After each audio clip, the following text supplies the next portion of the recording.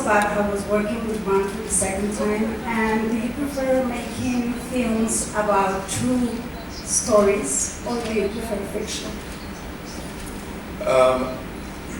I love all genres and different characters, and as an audience member myself, but as an actor, I've got to say there was something very special about Rush and in the Heart of the Sea, being a part of true stories and characters that existed, and you felt a sense of responsibility to do that story and that character justice.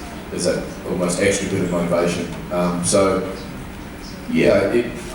I'd probably say doing true events, has also taught me more as an actor and forced me to take bigger risks and work harder.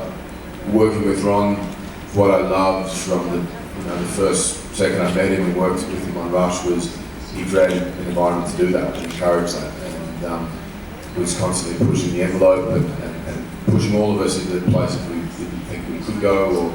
What's the importance of music in your movies, like scores and original songs? Well, music is very often a character in a movie, and in a movie that is as rich and interesting as this, with the big adventure elements, the myth of the whale, this giant whale. I wanted a cinematic experience because the whale, is almost, because of that mythology, but the reality being that the whale was real. Well, that demands, a lot of thought and care in terms of the way it's shot, the way it's edited, the way it's designed, but finally, also, what is the music telling us? The subconscious language that we all share. Roque Baños did a fantastic job of, I think, capturing both the adventure and also the complexities and the emotion of the journey. And I just want to add one more thing about working with Chris again, which was that because Chris brought me this project, and I had seen in Rush, in working with him, that he was challenging that character, asking very creative, interesting questions, digging deeper for more texture, more complexity.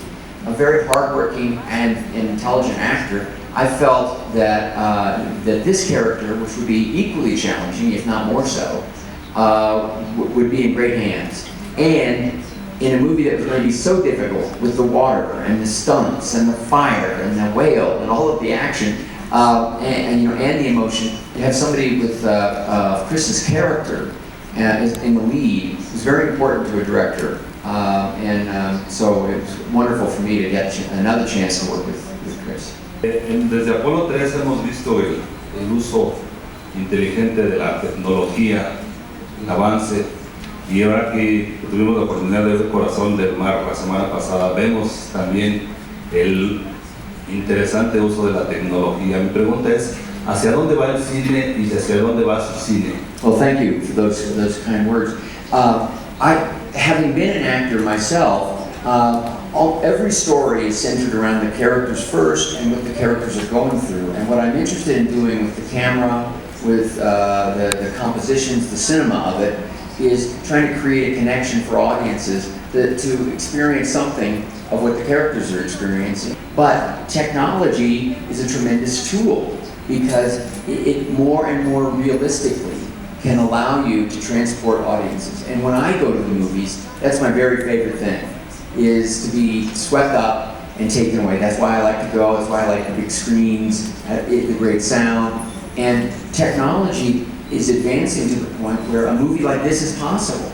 Because even 4 or 5 years ago, maybe 3 years ago, if we'd made this movie, you would have had to suspend your disbelief as an audience member to believe that they were facing this whale and facing this force of nature. But I wouldn't have taken on the challenge had I not seen Life of Pi, and seen that the technology was there to allow me to give the audience not a figure, not a fantasy character, but a real character, as that whale was. And to me, that's what's so surprising about the story, is that this confrontation at sea really happened and changed these people's lives. En el proceso de investigación de cuando decidiste hacer esta película, ¿cuál fue el dato más inverosímil pero útil que adoptaste y adaptaste dentro del film? It was fascinating when we began developing what our whale was going to be, and of course there were lots of reference photos and videos and films to look at. So so we knew what a large sperm whale looked like, but the behavior was so important. So we did a number of things. We first looked at what the survivors of the Essex had actually written about the attack, which was very specific and intense and shocking. I also looked at the way Herman Melville wrote about the whale in Moby Dick. Now this story was inspired, Moby Dick was inspired by this event, but Herman Melville had also been a whaler on several voyages, and he had witnessed whales and their behavior. So what he wrote was very authentic. And then we started to design the scenes, and this is where the surprise comes. We took all of our ideas and storyboards and animations, and we got a group of marine biology, marine mammal specialists to come in and look at what we were doing, because I didn't want it to be fake. I didn't want it to be some kind of movie monster. I wanted it to be what it was, a remarkable, real living, breathing character and force of nature. Well, they told us that our ideas were very good, very accurate, but they weren't intense and ferocious enough. So, as a director, you can imagine my eyes lit up. Somebody from who really knows is telling us we can push the intensity of the movie even further. That was the biggest surprise that came out of the research.